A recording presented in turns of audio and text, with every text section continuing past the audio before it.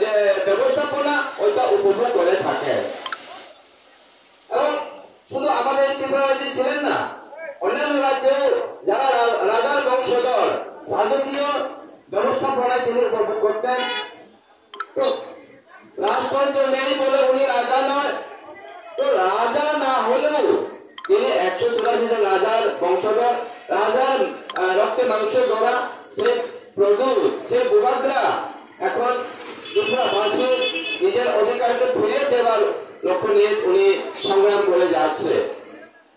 তো আপনার সারাই নাইও তিনি বুবাদরা এমন একজন ব্যক্তি, তিনি টাকা পয়সার জন্য রাজনীতি করেননি, পদের জন্য রাজনীতি করেননি, এমনকি তার বক্তব্য, এমনকি তার উপলক্ষ কি আছে এবং ওনার মুখের মধ্য দিয়ে কি বক্তব্য আসে সেটা শোনার জন্য ভারতবর্ষের বাইরে ইংল্যান্ডে তিনি আমন্ত্রিত হতো।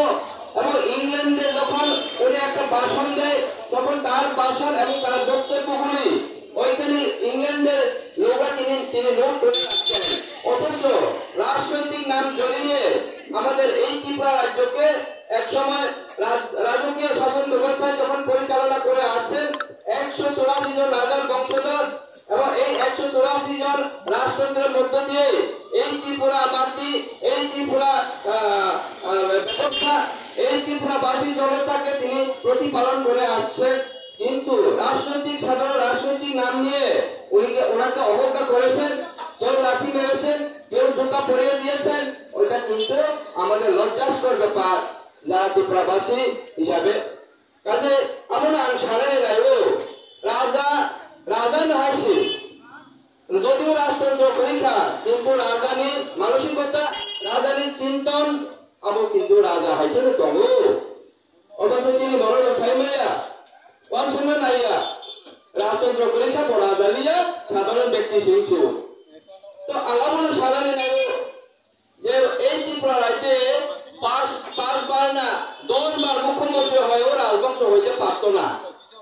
6 জন জমাতিয়া 5 বার মন্ত্রী হইলেও কোনদিন রাজবংশ পাওয়া যাবে না, এটা পরিষ্কার সবাই জানা আছে।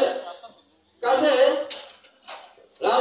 রাজতন্ত্র না থাকাতে উনি রাজা হতে পারছে না, কিন্তু একজন প্রশাসক মনোভাব এবং সবাইকে নিয়ে চলার মতো তার মানসিকতা রয়ে গেছে।